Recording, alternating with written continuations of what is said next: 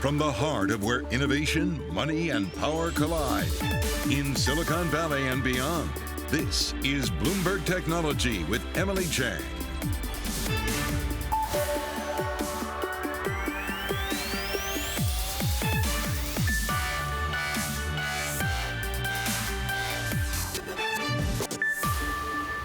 I'm Emily Chang in San Francisco, and this is Bloomberg Technology. Coming up in the next hour, stocks are set for the longest losing streak since January over concerns the Fed's aggressive policy to combat high inflation will throw the U.S. into a recession.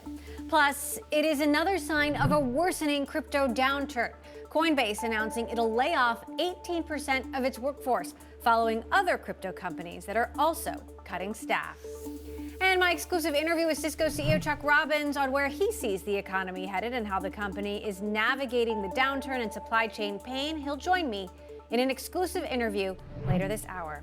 We're going to get to all of that in a moment, but first, U.S. stocks on their longest losing streak in 6 months, with the S&P 500 falling for a fifth straight day. But tech faring better with a late-in-the-day rebound, helping put the sector in the green. Bloomberg's Ed Ludlow here with the latest. Ed, what changed for tech today? Yeah, it was really a session that was gripped with volatility, swinging between gains and losses. But you do see the Nasdaq 100 up 0.2%, snapping 4 straight days of declines. And within that, there's pockets of outperformance. You look at semiconductors up 0.6% on the Philadelphia Semiconductor Index. Mega caps really interesting as well. Mega caps and US listed shares of Chinese tech companies pushing the NYSE FANG Plus Index higher. But the story's the same. The bond market leading the equity market by the nose. Yields continuing to push higher. We're up 11 basis points in the US 10-year yield, pushing even further to 3.5%. And there's all eyes on the Fed and the key Fed meeting on Wednesday. You come with me into my Bloomberg terminal and look at this chart of the Nasdaq 100 on a quarterly basis. And the right-hand side of the screen is scary, Em. That's scary. Look at that performance on a quarterly basis. Go back to 2008, financial crisis. Go to the far left hand of the screen, the dot-com bubble. We're in that territory. That's the discussion we're having. But I point out the green on the screen of the equity markets and the tech sector. There's hope that if the Fed acts decisively, sets out its stall, then the yields will come under control. And if yields come under control, then perhaps we'll see that pain in the technology sector of the equity market easing. Final thought, interesting to look at the movers, right? Some of the names that were performing well during Tuesday's session. Tesla up higher, Apple up 0.7%, Oracle the outperformer on strong earnings. You and I are going to discuss that later in the show. But there are voices out there saying valuations have come down in the tech sector. Look at companies with strong free cash flow, and that's the difference. That's why this might not be the same as the dot-com bubble, because the fundamentals are very different. Amazon down 1.3%.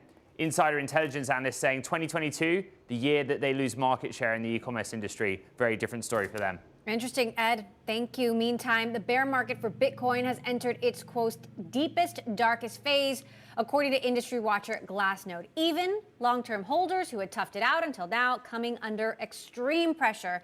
Bloomberg's Sonali Basak now joins us to explain. And obviously, this on top of the Coinbase layoffs doesn't look good for the crypto market right now. Yeah, so let's talk about some of the pain here, because that nibbling you saw in the tech industry, you did not really see it today in the Bitcoin market. You saw a massive decline yesterday of more than 15% into the 24 hours through yesterday. You didn't see that big of a decline today, Emily, but you did see a more than 5% decline over a 24-hour period, so still a significant enough move.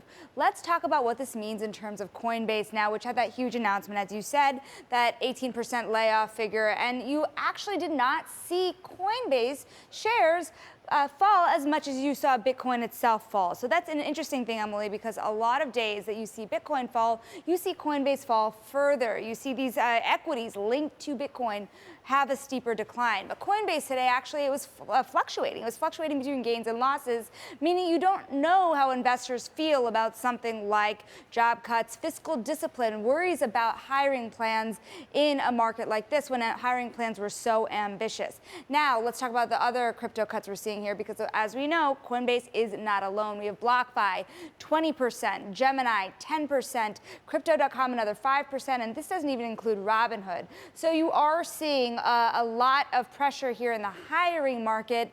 The question is this contained to certain areas? Is it contained to DeFi and brokerages? Or are we going to see some of this carnage really start to float into other areas?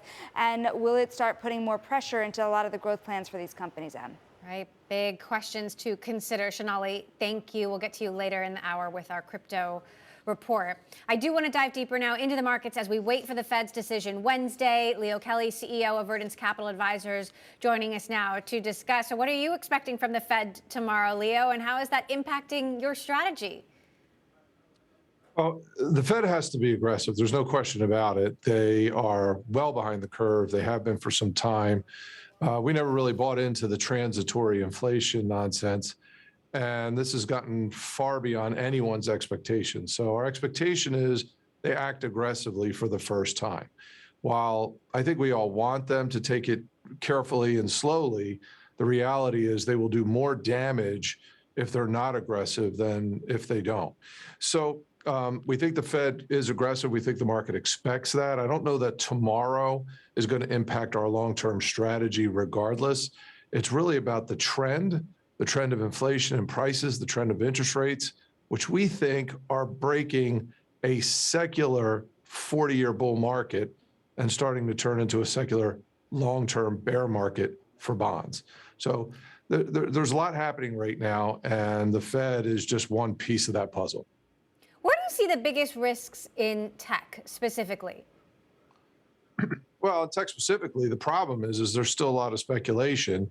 To wear out speculation in any market, in any bubble type market, and when we look around at things like crypto, or we look at stay-at-home stocks back in the COVID years, there was tremendous speculation, there was tremendous stories.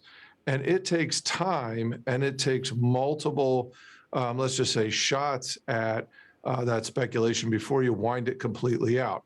So more than likely what you see is you see these massive downturns, you probably get some oversold recoveries, but then you return back. And until you get the last bit of hope out of the market, you don't see actual bottoms. There was a great statistic I just heard in the introduction that these companies have cash flow, and so this may be a little different. I would say back in the dot-com bubble, Microsoft had cash flow, Cisco had cash flow. And if you look at something like Cisco, it was at about $90 at the top of the dot-com bubble, got to $9, which was well below what its fair value was. And it took decades for it to come back before we started to see reasonable prices. So I think tech you have to be careful with.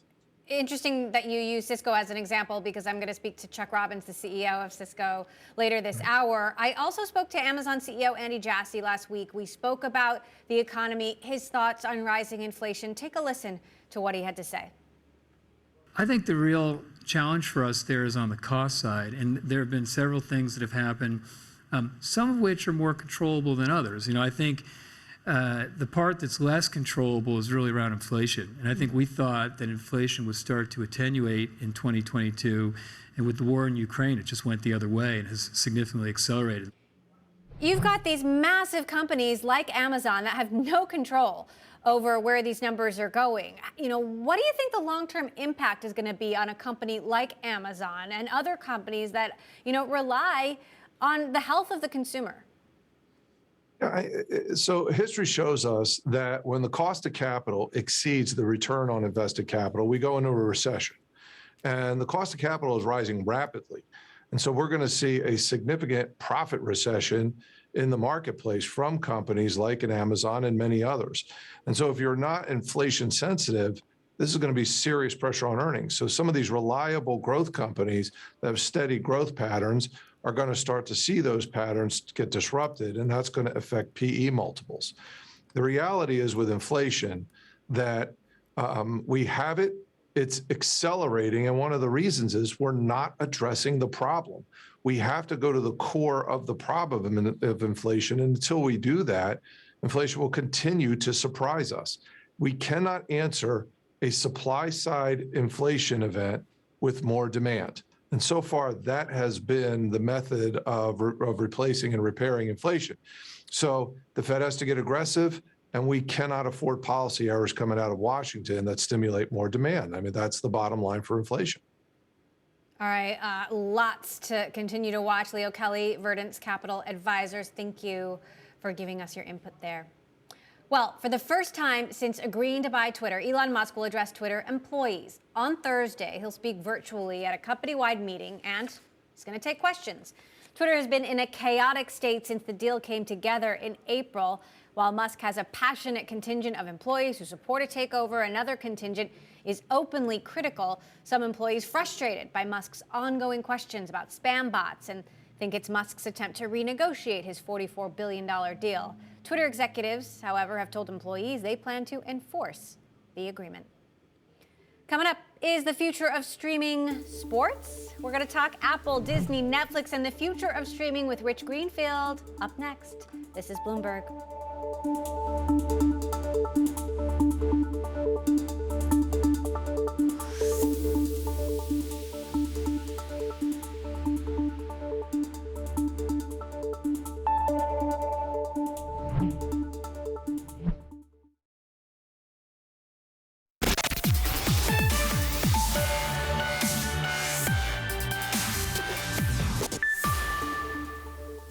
As Netflix looks to turn around an already rough year, it is hoping Squid Game will be its savior. Just days after announcing the second season of its most popular series of all times, Netflix is now turning it into a reality competition. It is called Squid Game, The Challenge, and the streaming service boasts it'll have not only the largest cast in reality TV history, but also the biggest lump sum cash prize. 456 real players will hope to win $4.56 million. If you've seen the show, you know the significance of that number. But unlike the original series, there won't be any gore, they say, with the worst fate anyone will face, going home empty-handed. While Apple is betting big on sports, the company just signed a 10-year deal to exclusively stream Major League Soccer on Apple TV beginning in 2023. Back in March, Apple reached a deal with Major League Baseball to air Friday night games also on Apple TV. This deal coming just one day after Disney lost out on a bidding war for the streaming rights to the popular Indian Premier League. Rich Greenfield of Lightshed Partners with us now to discuss it all. And if you're a baseball fan, you know having those Friday sports rights are pretty important. Is sports going to be the next big streaming differentiator or the big streaming differentiator? No, I think the reality is all of these streaming platforms are realizing just how difficult it is, not just to attract subscribers, but to re-engage them and to make sure they don't churn, Emily. And it's hard, right? There's a reason why Netflix spends $17 billion a year on content. It's not like they do it because they want to spend too much money and they just toss and burn capital. The reality is the difference between the old cable days that you and I grew up on. Remember, you wanted to cancel your cable service, like you had to literally call up Comcast or back in the day, Time Warner Cable. You probably spent the better part of your day on hold being transferred around to departments. If you actually got through the retention department and tried to quit or cancel, then you had to go return your equipment and stand in line. Like it was being tortured. Now, if you want to cancel a service, it's point and click and cancel, and you can sign right back up a few days later. So I think in many ways, sports is being used as a tool that all of these companies are looking at to bring in new subscribers and to retain existing subscribers. And I don't think any of these will be all sports. I think that's a very hard business model. And I think it's one of the reasons ESPN hasn't converted to over the top yet. But I do think that they're all looking at sports as yet another tool to drive subscribers and retain existing ones. How big a deal is Apple picking up Major League Soccer or Disney losing out on cricket? Do you see these wins and losses as, more, not necessarily big deals? I think Apple is a huge deal. I think every single person that invests and looks at the media space or runs a media company should be thinking about what Apple is doing, because, the only thing holding the traditional media bundle, big video bundles, cable and broadcast networks, the only thing holding these bundles together, Emily, is sports. All the best entertainment programming. Think about it. Name one big show, new show, that's aired on linear TV in years. Like everything is now starting its life on streaming. I don't care whether we're talking about Squid Games, which you just talked about, or Mandalorian on Disney or Murderers in the Building on Hulu. Like everything is happening on streaming. So the only thing sort of left has been sports. And yet, look what just happened. Amazon has just taken the #2 TV series on linear TV, broadcast TV, in Thursday Night Football this fall only on Amazon Prime. And then you see this deal with MLS today. Like you're just every day, the last pieces that are holding together the TV bundle are being stripped away. And that means two things. One, more and more cord cutting, less and less viewership for these TV programs. And all of that means, the bottom line is that these legacy media companies are facing more and more pressure because most of them are built around broadcast and cable networks. It's going to be very hard. How much M&A do you think we're going to see? I know you don't think a Netflix Roku deal is going to happen. Would you say there's a 0% chance? Look, I hate zeros. I've learned never to. I've learned never to say never. I mean, I think if we had been on here if you said 8 weeks ago, is Netflix going to do advertising? I would have said there's no chance. So you should never say never. Everything is up for debate. I think the odds of Netflix buying Roku are very hard to imagine. Why would you want to be in the device business? I think Netflix benefits from being available on every device and not competing. Buying Roku would put them into battling against companies like Samsung and Vizio, and that's just very hard for me to believe. And I think Netflix is very focused on sort of an asset-light approach initially to advertising, outsourcing. There was a story out today that they may be doing, this is the information reported, they may be looking at using Comcast's Freewheel product. We think that makes a tremendous amount of sense. And look, they're going to connect into lots of platforms and use lots of players. They'll work with Rokus, they'll work with Trade Desks, but I'd be very surprised if Netflix was going to go out and make a very significant acquisition. That's just not their style at all.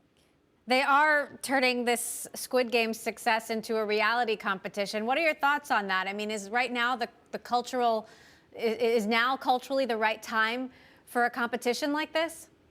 I mean, with the world melting down, if you watch Squid Games, the sort of the depressive nature of the world, it sort of feels like the right time for a Squid Game reality series, to be honest. But leave that aside, I think you're bringing up a greater issue. Netflix isn't broken. None of the streaming services are broken per se. The reality is it's all about content. Consumers are going to gravitate to the services where they spend the most time and where they have the most content that keeps them entertained. And the reality is Netflix still is by far and away the biggest service. 25% of all time spent on connected TVs is on Netflix. But I do think they need more iconic shows. And Stranger Things has been huge coming back. All 4 seasons were the top 4 most watched shows on Netflix a couple of weeks ago. So there's no doubt that franchise zeitgeist content is critical. And I think that's why you're seeing Netflix lean into doing more, not just a second season of Squid Games, but how can they build this franchise even broader? I think that makes a lot of sense. And I think you're going to see Netflix pivot from having, instead of just volume of series, really making sure that they have a good number of series that really are zeitgeisty and really water cooler conversation that create the buzz that they need. Because I think they haven't had enough of that. And that's part of the reason why they've suffered over the course of the last couple of quarters. We've seen a few Disney stories over the last week, more sort of Game of Thrones, Chapek firing Peter Rice, his head of content. Apparently it only took 7 minutes. How optimistic right now are you about Chapek's leadership and the culture he is trying to create, given the challenges that he's faced? Look, Chapek came in at a very hard time, right in the middle of the pandemic. Was no easy task. The theme park business was just, he was very much behind before he became CEO. He's obviously having an incredible resurgence. They literally can't keep up with demand and they're raising price. But I think the real question for Chapek is, what is his plan? Is ESPN and sports the future? Clearly, they just bowed out of sports on streaming in India, as you brought up. The IPL rights went to Viacom 18, which is owned by Reliance Jio and James Murdoch and others. But certainly bowing out of digital or streaming in India is a big deal, and it sort of points to this larger existential question for Chapek of what is the future of Disney? Is it about Disney Studios, meaning the film studio and the TV studio, the theme parks and consumer product, which all really work well together? Do they need to be in the ABC broadcast TV business? Do they need to be in the ESPN and FX business? I think there's some very big decisions for Chapek, and I think we're all waiting. I mean, the reality is is there a future for Hulu, or do they just put more and more of that content onto Disney Plus? Like, there are some really big structural decisions. Maybe that's what the board is waiting for, to sort of see what Disney ultimately looks like. I will say I was surprised the board came out with a comment sort of endorsing Chapek, but didn't just renew his contract. His contract expires in February 2023.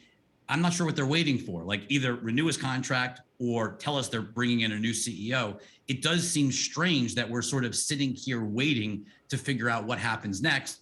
The stocks obviously suffered, but the whole group is down substantially. I think investors really want to know, what is the structural future of Disney? What are the assets that are they keeping? What assets are they getting rid of? And we really haven't gotten that sense from Disney over the last 6 months. Yeah, it was certainly interesting to hear it from the board, but you make a very good point. Lightshed's Rich Greenfield, always good to have you, Rich. Thank you. Thanks for having me, stopping Emily. by. All right, coming up, as we continue to watch this very volatile market, we're going to hear from Khosla Ventures founder Vinod Khosla on concerns about a recession and tech valuations. We'll hear from him next. This is Bloomberg.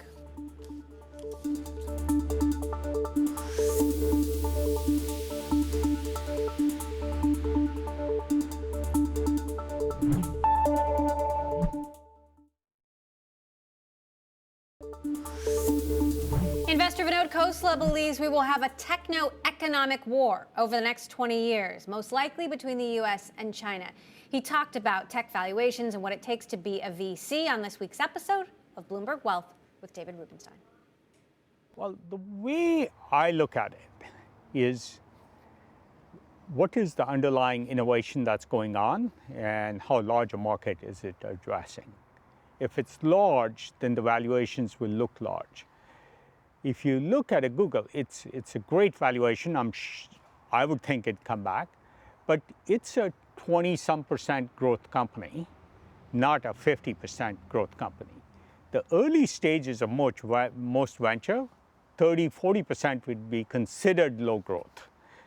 When you're in that world and you're addressing large markets and you have a proprietary advantage, then the valuation metrics are very, very different. And traditional valuation approaches don't really work. But continuing to apply them as companies mature is a mistake. And is the deal valuation so high that it's going to be hard for people to get the returns that they want out of venture investing? So I do think, given the hype we've seen the last 5 years, we will see a decline in returns. Not for everybody. The good firms continue to be disciplined about valuations, but I do think in general for the industry we'll see a decline. The best firms will still do well. So Khosla Ventures will do okay? I hope so. We have to earn our keep. Vinod Khosla there with David Rubinstein. Coming up, Cisco.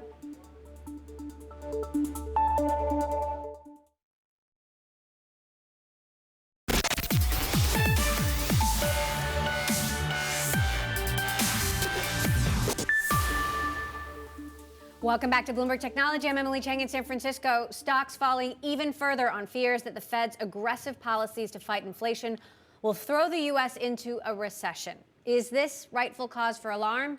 Where are we headed for the next half of the year? I want to get into all of this and more with Chuck Robbins, CEO of Cisco, who is joining us now from Cisco Live 2022 in Las Vegas, the company's first in-person conference in 2 years. Chuck, it's great to have you back here on the show. How's it going? Bring us the atmosphere from the floor. How does it feel to be back in person? Well, Emily, thanks for having me. And, you know, we're saying this week we're putting the live back in Cisco Live. We got 16,000 of our closest friends here. We have a lot of our partners back here that are demonstrating. There's lots of education going on. We had a slew of great product announcements this week. And so I think everybody is just, as you would expect, excited to be together in person. I think everybody's been longing for it, and we joked today that we're so glad that we're not doing this over video in a stale, room somewhere where we're getting no feedback. So it's a lot of energy. Now, Cisco has always been considered a bellwether for the economy, and I have to wonder what your customers are telling you and how inflation and what's happening in the markets is impacting how they're spending.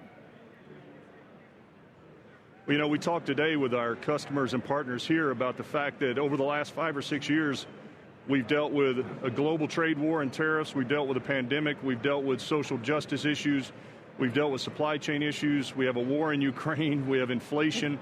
So our customers, while it's not the new normal, I think they're dealing with the reality that there's always something going on in the world, and technology has proven to be so effective during the pandemic at keeping the global economy and the global productivity at a great level that I think technology is going to remain strategic for our customers, and most of them say they're powering ahead, so we'll see. Elon Musk says he has a super bad feeling about the economy. Jamie Dimon said he's preparing for an economic hurricane. How does Chuck Robbins feel? Well, I remain optimistic, but I'm thinking specifically about the importance of technology to our customers and how they're. Looks like we lost Chuck Robbins there, joining us from Cisco Live 2022. We'll work to get his shot back up. Right now, we're going to head to break. Coinbase slashing 18% of its workforce, hinting at darker days ahead. Are there any bright spots left for crypto? We'll discuss. This is Bloomberg. A number of people now are very nervous and they're trying to figure out should they get out. So I don't think you have natural buyers. I think you have natural sellers today, and nobody knows what the bottom is for that. But I think you'll still have a bit of pain in the crypto space.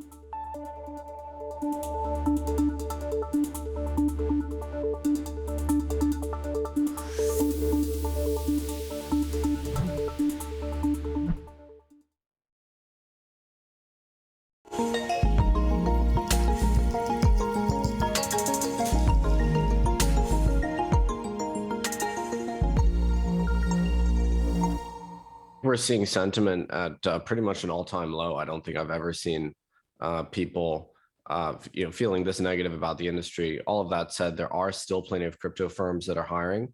We were seeing layoffs for sure, but the sort of core ideology that powers this movement is intact. That was Nick Carter, founding partner at Castle Island Ventures, earlier on Bloomberg. Now, the dual crises of Terra and Celsius shaking up DeFi in ways that may have very serious repercussions for the crypto markets. I want to talk about all that and more with our crypto contributor, Sonali Basak, and with Sheila Warren, CEO of the Crypto Council for Innovation. Sheila, great to have you here in person. So look, there's chaos in crypto markets, in markets more broadly, but especially in the crypto markets. Just how low are we going to go here? Where's the bottom?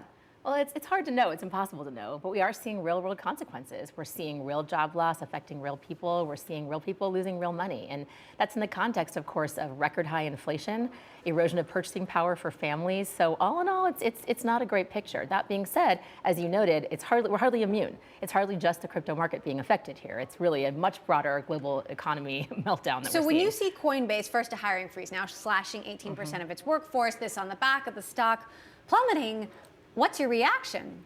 My reaction is that we're in a contraction phase. There are other firms who are hiring. There's a lot going on in the market that's adjacent to crypto as well. And I think what we're seeing is a pivot towards core principles and ideologies. Building a brand new financial and technology ecosystem is not easy. It takes stamina. And I think if I were new to this industry, I would be nervous. But over the 6 and 7 years I've been here, I've seen a bunch of these cycles come and go. And so I think that what we're just seeing is, again, a refocusing on strategic priorities. And my hope is that we're going to come out of this the way we have before. You know, you had mentioned real people losing real money, and I want to steal your former lawyer hat for a second. I mean, how does the SEC look at something like this and want to protect investors after so much money has already been lost?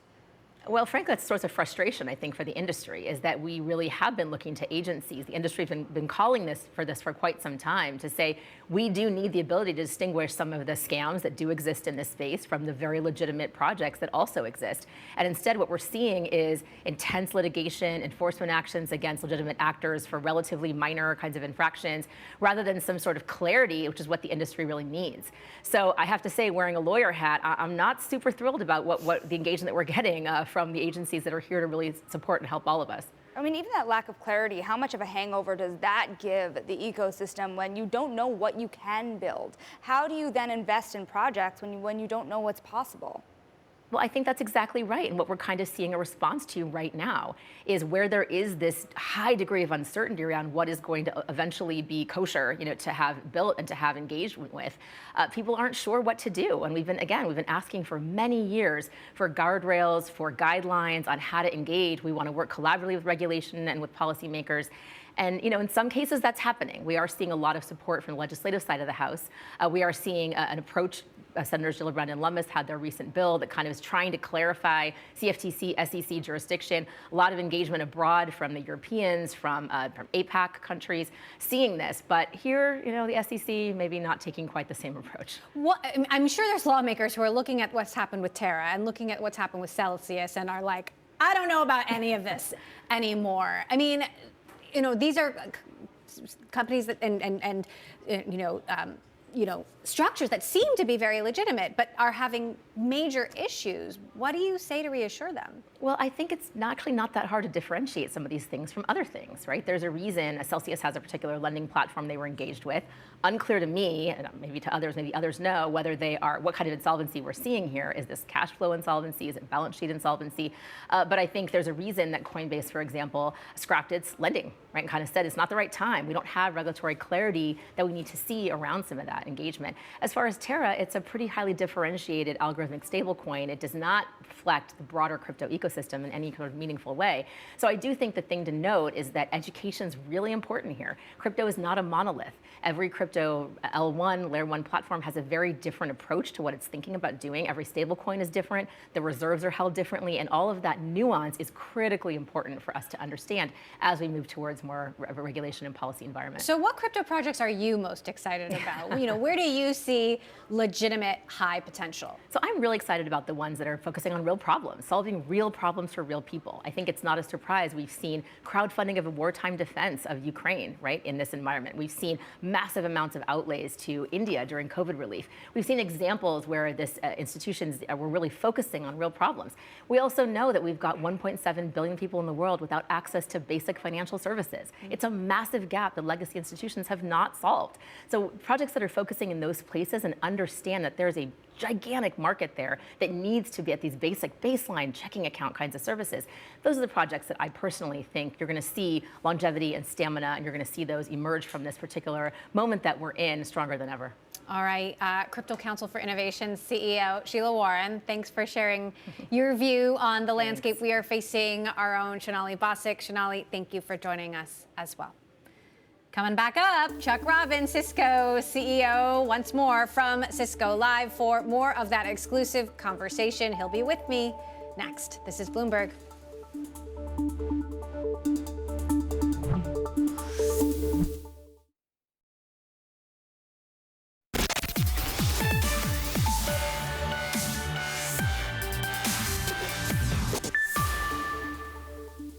We are back now with Chuck Robbins, CEO of Cisco, and this week's Techonomics. Chuck, we were talking about the economy. Elon Musk, of course, has said he has a super bad feeling about it. Jamie Dimon is preparing for an economic hurricane.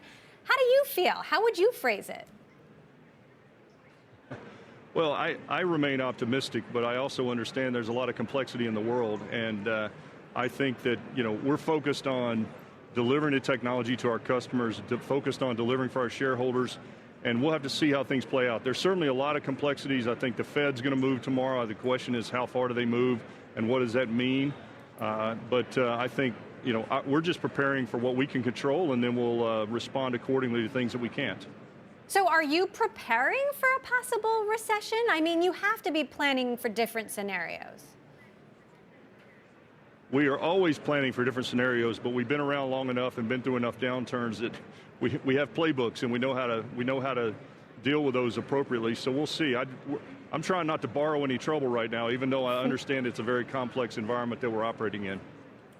So let's talk about the supply chain. What do you see that's still being impacted, especially when it comes to Cisco? What problems are starting to unwind, and how long will these problems in general be with us?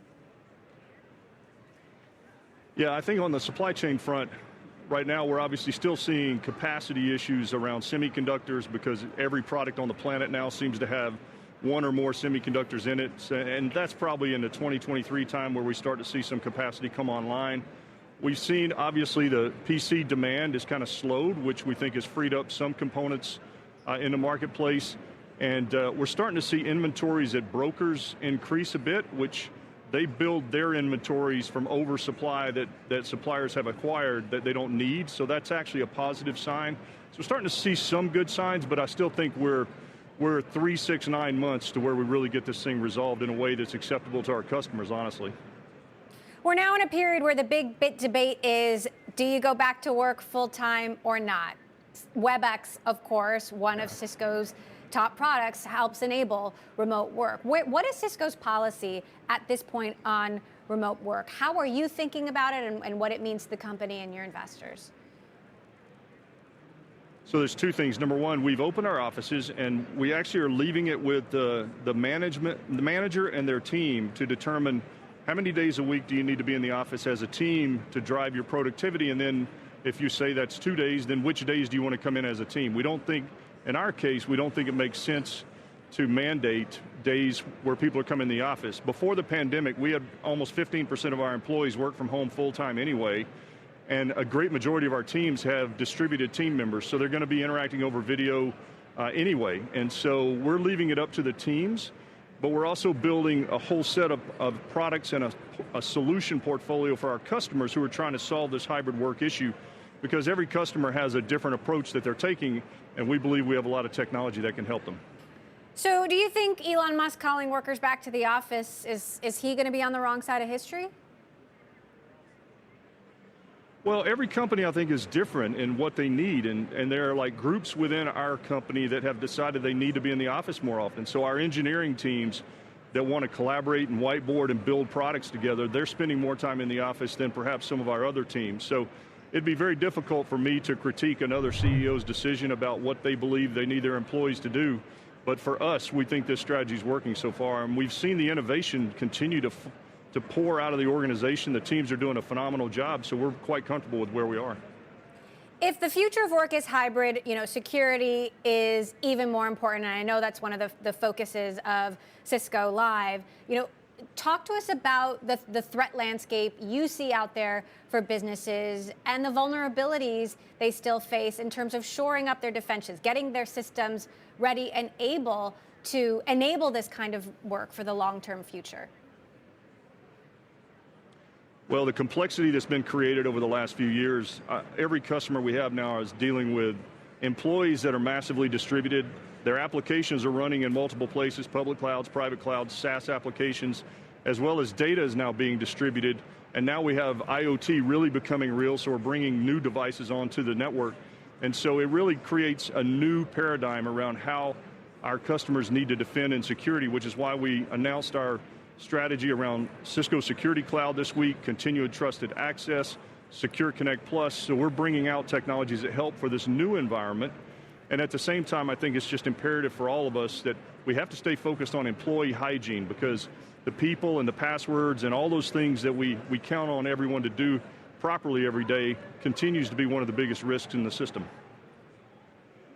What's your view on M&A right now with valuations coming down? Are there any areas you're interested in, potential targets you could share?